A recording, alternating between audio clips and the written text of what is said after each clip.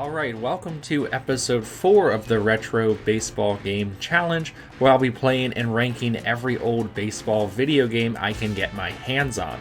Today we'll be playing Mike Piazza's Strike Zone for the N64, so going back to that console again, which came out in the summer of 1998. I really enjoyed my time in episode 2 with Ken Griffey Jr., and this came out shortly after that, so it should make it a pretty good threshold for comparing the two. I'll once again be playing on original N64 hardware, so be sure to stick around till the end of the video to find out where it'll rank among all the games I've played so far. Let's get started. When booting up Strike Zone for the first time, we have a funky electronic sound to lead the way and are given 5 options for game modes: Exhibition, Season, World Series, Home Run Derby, and All-Star Game. We'll once again be playing all of these to better rank the overall experience at the end. Something that is kind of cool right from the start is that when picking teams, you can choose from both the 1997 and 1998 rosters. This is a little odd, I think, but I think they included this because of the expansion teams, the Diamondbacks and the Devil Rays, joining the league the same year, so they wanted to make sure they had all 30 teams represented. We have a few basic gameplay options to change if we want, but we'll just kind of go with the default settings here to check it out. The game leads off with a basic overlay and graphic about who the starting pitcher is, and then plays the national anthem. Again, very basic, but I did like how they turn on the lights for the stadium at this time, which is unique and kind of dramatic and gets you kind of excited to play the game.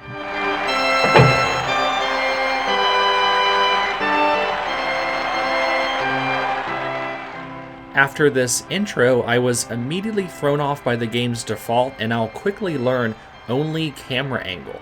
It sits kind of offset in the opposing opposite batter's box of whoever is hitting. Strange, but okay, let's give it a chance. In terms of controls though, it's also extremely basic. All you do is press A if you want to swing. There's no lining up of any sort of pitch cursor. It's either swing or not swing. Now, given the game's main camera angle, how are you supposed to tell whether a pitch is a strike or not?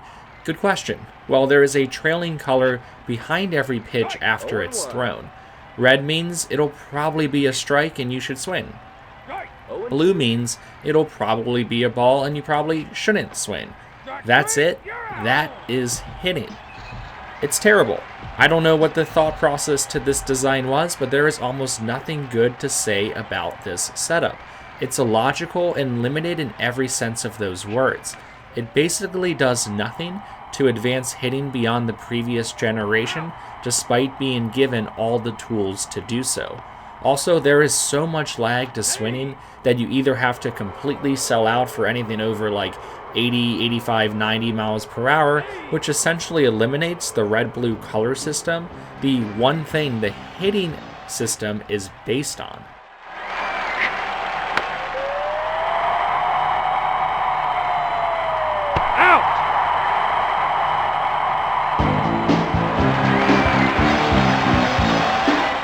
Besides these strange hitting mechanics, the physics and overall feel for hitting is equally as bad. The hit spread in this game is so odd, like grounders and line drives look identical, and it's literally possible to hit home runs 900 feet in game, which is kind of symbolic of how broken this is at times. Like, how does this pass the testing phase with the result being, yes, this is what we want for our hybrid simulation sports game? It makes no sense. Also, this is hard to translate over video, but there is no weightiness to making contact in the game. Everything, even hard hit balls, sounds so tinny and weak that you can't even get excited when you somehow do make solid contact with a pitch.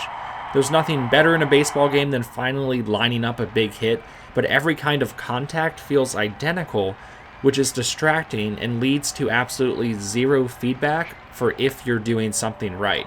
I honestly could go on and on about how rough this hitting experience is, but let's kind of keep things moving.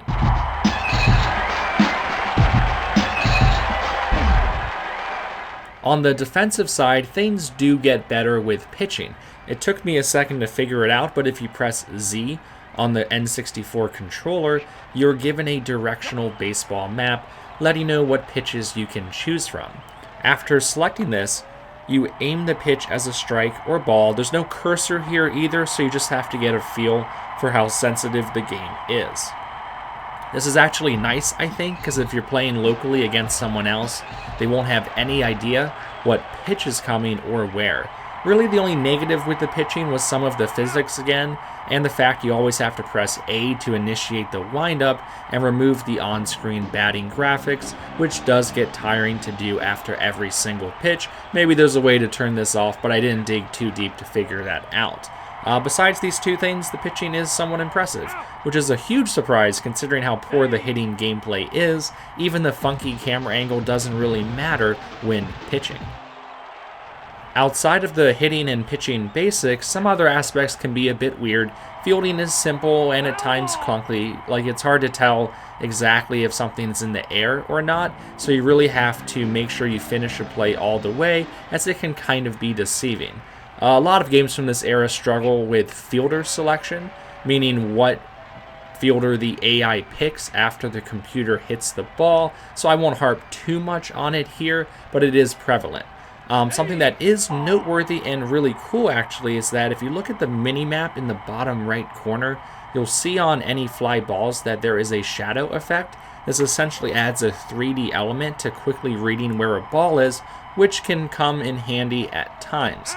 All of these old school games that used a mini-map like this, I probably like this one the most. It's simple, legible, and occasionally useful.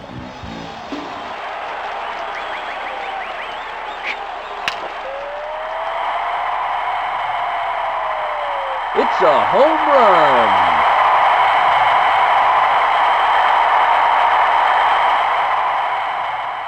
In terms of presentation, the best thing I can say, it's sort of a mixed bag.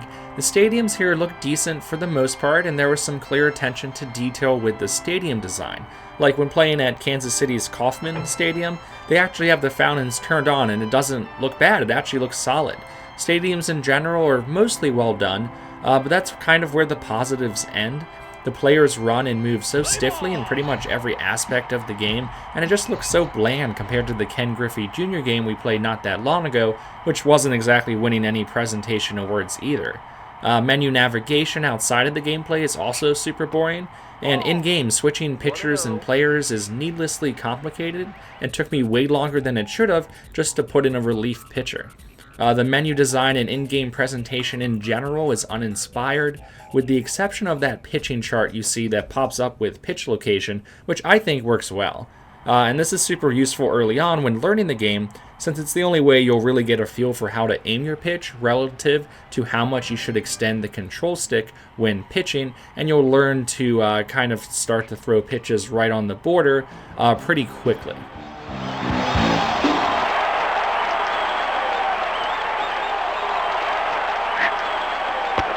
Right! 0-1. After a few exhibition games, and none of them went all that well, even though I was winning most of them, it was still time to check out the Home Run Derby. In this mode, each team has their best home run hitter represent them in a 1v1 matchup. This is also presented in the same tin-out style as the Ken Griffey Jr. games. I went with the game's cover star against the one and only Barry Bonds. Anyone that's played any baseball games over the years knows that there's like a 50-50 chance that Barry Bonds appears in the game, as he was kind of in and out of the Players Association, so let's use him here. Now onto the Derby itself. Well, honestly, all this game mode does is show you how broken and uninspired the hitting is. Home runs, again, frequently go over 900 feet in the air or line drive style, and you just feel like you have little control over what is actually happening. It's hard to make a home run derby feel boring, but they managed to do that here.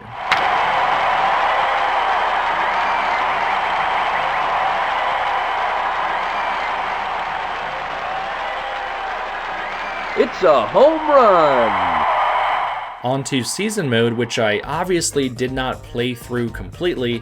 However, I did start one and played a couple games using a fantasy drafted team. Again, having a fantasy draft mode is a cool touch, which I'm happy games from this era decided to include. I really wouldn't have guessed this being a feature until future generations. Unfortunately, after drafting your team, all you'll see is a bare bones of a season mode, as you'll find, with not much to report on outside of the very basics like checking your schedule or stats, setting your lineup, and making trades. One odd thing that the game lets you edit is the name of the World Series trophy. It seemed very fitting to me to name it the Hunk of Metal in honor of Rob Manfred. I'll never play a full season to earn this trophy, but it's just a hunk of metal. Now, outside of the season mode, there is also a World Series and All-Star game mode, which is exactly what it sounds like. Either you play a best of 7 against a team of your choosing, or play an exhibition game using the All-Star rosters. The presentation here doesn't seem to change at all when playing these game modes unless I'm missing something, which is weird. I guess having these as options doesn't hurt the experience at all, but doesn't really add as much as you'd initially think. Ball! 2-1.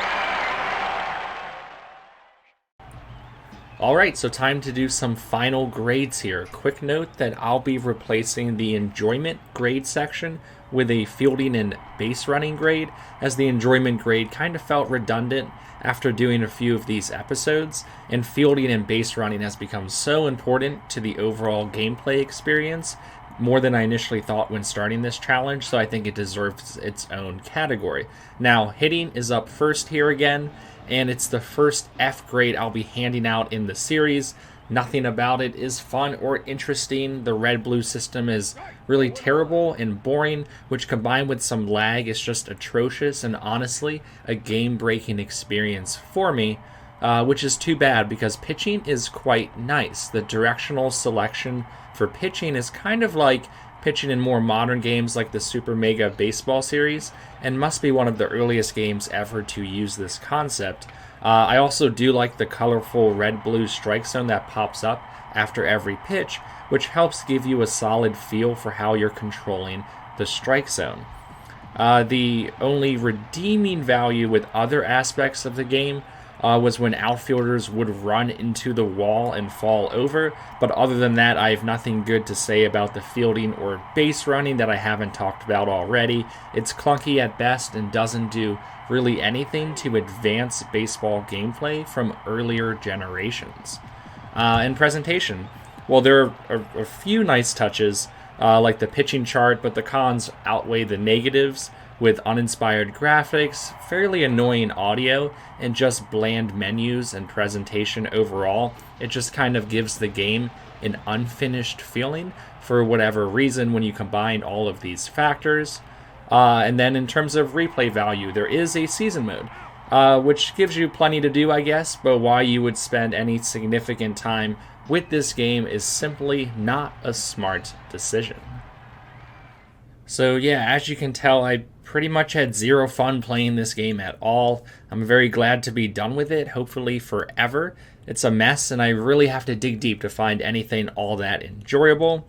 I guess the best thing that I can say is it is possible to play and finish a competitive game. In terms of where that ranks for our final chart here, I really want to give it an F grade, but I think we're going to be playing some games that are ultimately worse than this. So I think I'll have to make it a D experience overall. Man, I'm still thinking about bumping it down, but there was just kind of enough depth and gameplay ideas, like with the pitching, that kind of bumps it up over the worst possible rating. But it is a significant downgrade to our C tier game so far, which was Super Baseball Simulator.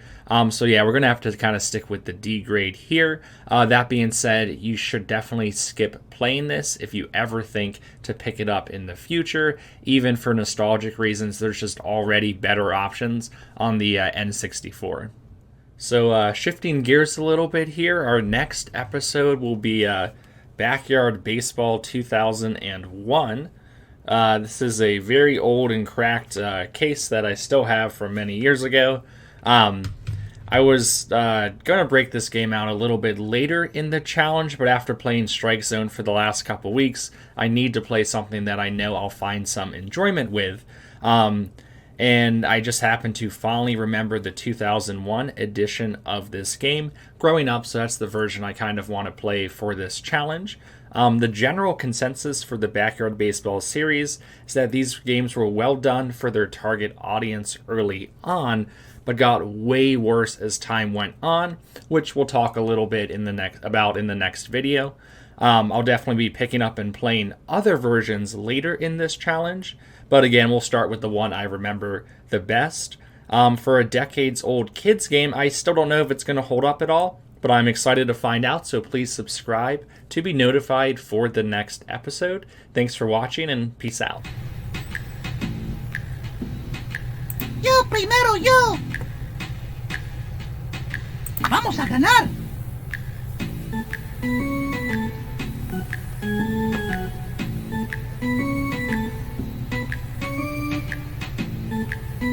You know what?